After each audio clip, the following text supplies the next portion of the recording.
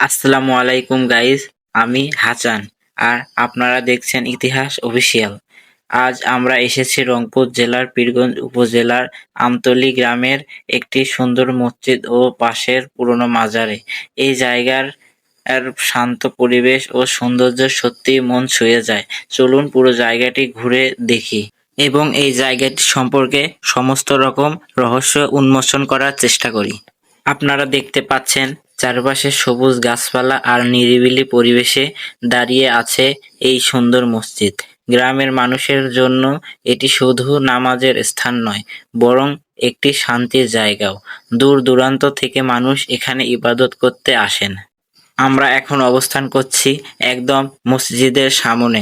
মসজিদের সামনের অংশটি অনেক সুন্দর এবং দেখে হৃদয় জুড়িয়ে যাচ্ছে। মসজিদের নকশা খুবই সুন্দর ও পরিচ্ছন্ন। গম্বুজ, মিনার এবং পুরো ভবনের নির্মাণ শৈলী দেখলে বোঝা যায় এটি খুব যত্নের সঙ্গে তৈরি করা হয়েছে। এখানে দাঁড়ালে মন যেন অন্য রকম প্রশান্তিতে ভরে যায়। মসজিদটির বয়স বেশি না হলেও মসজিদটিকে সবচেয়ে জনপ্রিয় করেছে এর চারপাশের পরিবেশ, মসজিদের ডিজাইন এবং পাশের সেই অজ্ঞাত মাজারটি, যা আমরা কিছুক্ষণ পরেই আলোচনা করব।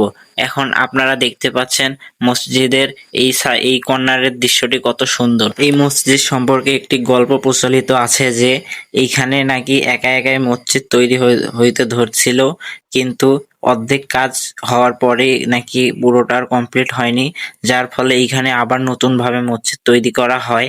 জানি না গল্পটি সত্যি কিনা, কিন্তু লোকমুখে এটি অনেক প্রচলিত আছে। তাই এই মসজিদটিকে সবাই অনেক শ্রদ্ধা করে এবং সম্মান করে। অনেকেই বিশ্বাস করে এই মসজিদ এবং পাশের মাজারের কিছু অলৌকিক ক্ষমতা রয়েছে, তাই তারা এই মসজিদ বা মাজারকে শ্রদ্ধা করে এবং এই মসজিদ বা মাজারের সামনে কোনো বেয়াদবি করে না। কথা বলতে বলতে আমরা একদম মসজিদের পিছনের অংশে চলে এসেছি। পিছন থেকে মসজিদটিকে আরো সুন্দর দেখাচ্ছে। মসজিদটি একদম গ্রাম সাইডে হওয়ায় অনেক কম মানুষই এই মসজিদ সম্পর্কে জানে বা এই মসজিদ সম্পর্কে পূর্ণ জ্ঞান রাখে। তাই আমিও সম্পূর্ণ বলতে পারবো না যে এই মসজিদ সম্পর্কে যে গল্পটি প্রচলিত আছে তা সত্যি নাকি মিথ্যা, কিন্তু এটুকু বলতে পারবো যে এই মসজিদটি অনেক সুন্দর এবং এই মসজিদটি যে কারো হৃদয়ে জায়গা করে নেওয়ার মতো একটি মসজিদ।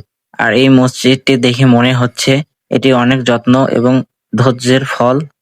এই জায়গার সবচেয়ে বড় আকর্ষণ হলো এর শান্ত পরিবেশ।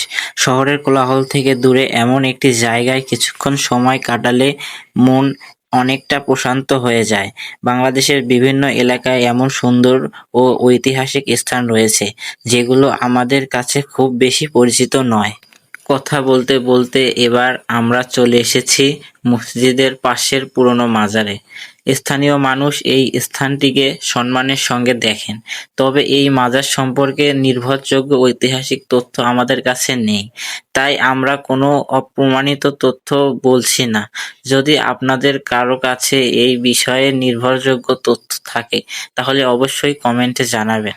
তবে এটুকু বলতে পারি যে এই মাজারটি অজ্ঞাত হলেও স্থানীয় মানুষের কাছে এটি বিশ্বাসের একটি জায়গা। তাই এই জায়গা সম্পর্কে কোনো নির্ভরযোগ্য তথ্য ছাড়া কিছু আমি বলতে পারবো না। তবে এই মাজারটি সম্পর্কে কিছু তথ্য প্রচলিত আছে যে এই মাজারটি অলৌকিকভাবে তৈরি হয়েছে।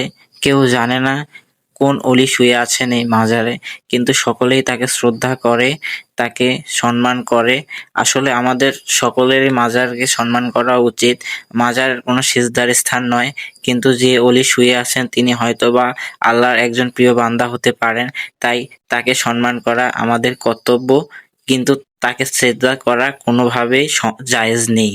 ইসলাম এটিকে একদম নিষিদ্ধ করে দিয়েছে। তাই আমাদের এই বিষয়ে সতর্কতা অবলম্বন করতে হবে, যা প্রত্যেকটি মুসলিমের মৌলিক দায়িত্ব ও কর্তব্য। তাই আমাদেরকে আমাদের নিজ নিজ দায়িত্ব সম্পর্কে সচেতনতা অবলম্বন করতে হবে, যার ফলে আমরা আমাদের ধর্মকে পরিপূর্ণভাবে পালন করতে পারবো। আমাদের উদ্দেশ্য হলো বাংলাদেশের এমন অজানা সুন্দর ও ঐতিহাসিক স্থানগুলো আপনাদের সামনে তুলে ধরা, যাতে আমরা সবাই নিজেদের ইতিহাস, ঐতিহ্য ও সংস্কৃতি সম্পর্কে আরও জানতে পারি এবং এগুলো সংরক্ষণের গুরুত্ব বুঝতে পারি। যদি ভিডিওটি আপনাদের ভালো লেগে থাকে তাহলে অবশ্যই লাইক দিন, কমেন্ট করে আপনার মতামত জানান এবং ইতিহাস অফিসিয়াল চ্যানেলটি সাবস্ক্রাইব করুন। ইনশাআল্লাহ আগামী ভিডিওতে বাংলাদেশের আরেকটি সুন্দর ঐতিহাসিক স্থান নিয়ে আবার হাজির হব। সবাই ভালো থাকবেন, সবার সুস্বাস্থ্য ও দীর্ঘ হায়াত কামনা করে আজকের ভিডিওটি এইখানে শেষ করছি। আসসালামু আলাইকুম রহমতুল্লাহ।